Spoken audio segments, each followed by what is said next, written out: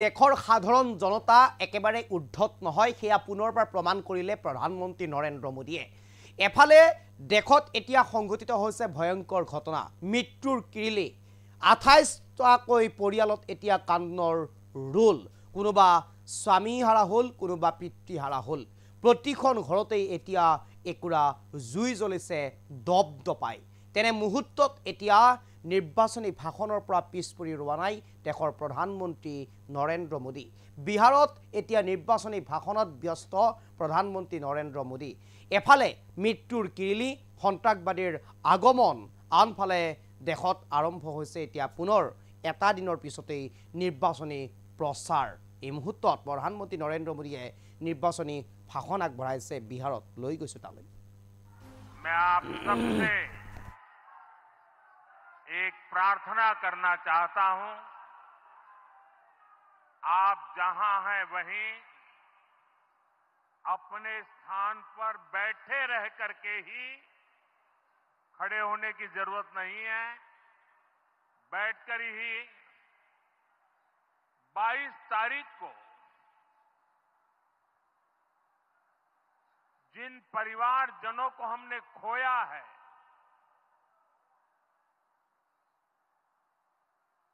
उनको श्रद्धांजलि देने के लिए कुछ पल हम अपने स्थान पर बैठ करके ही मौन रख करके अपने अपने आराध्य देव का स्मरण करते हुए उन सबको श्रद्धांजलि देंगे।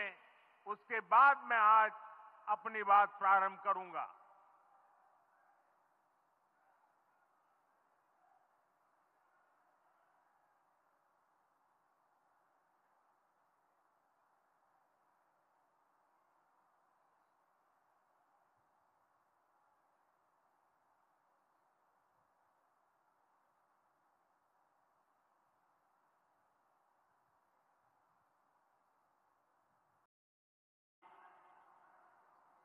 मंच पर उपस्थित अन्य सभी वरिष्ठ महानुभाव और बिहार के मेरे प्यारे भाई और बहनों,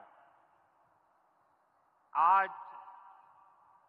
पंचायती राज दिवस के मौके पर पूरा देश मिथिला से जुड़ा है, बिहार से जुड़ा है। आज यहां देश के, बिहार के विकास से जुड़े हजारों करोड़ रुपए के प्रोजेक्ट का शिलान्यास और लोकार्पण हुआ है। बिजली, रेल, इंफ्रास्ट्रक्चर के इन विभिन्न कार्यों से बिहार में रोजगार के नए मौके बनेंगे। आज राष्ट्र कवि रामधारी सिंह दिनकर जी की पुण्यतिथि भी है। मैं उन्हें विनम्र श्रद्धांजलि अर्पित करता हूं। साथियों, बिहार वो धरती है जहां से पूज्य बापू ने सत्याग्रह के मंत्र का विस्तार किया था। पूज्य बापू का दृढ़ विश्वास था कि जब तक भारत के गांव मजबूत नहीं होंगे, तब तक भारत का तेज विकास नहीं हो पाएगा। देश में पंचायती राज की परिकल्पना के पीछे यही भावना है।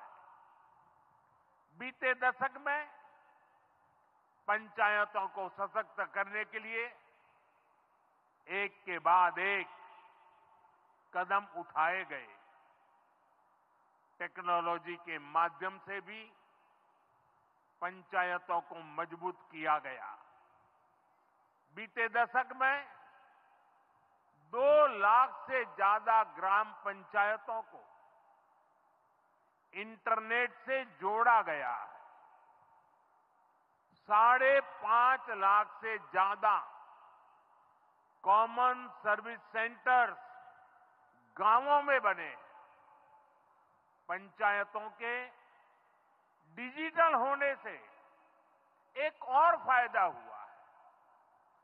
जीवन मृत्यु प्रमाण पत्र, भूमि धारण प्रमाण पत्र, ऐसे कई दस्तावेज आसानी से प्राप्त कर सकते हैं।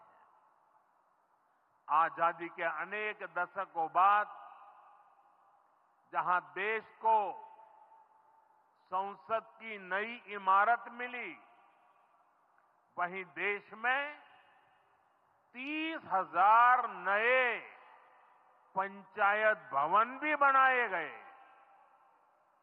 पंचायतों को पर्याप्त फंड मिले, ये भी सरकार की प्राथमिकता रही है। बीते 10 साल में 2 लाख करोड़ रुपए से ज्यादा का फंड पंचायतों को मिला है। ये सारा पैसा गांव के विकास में लगा है।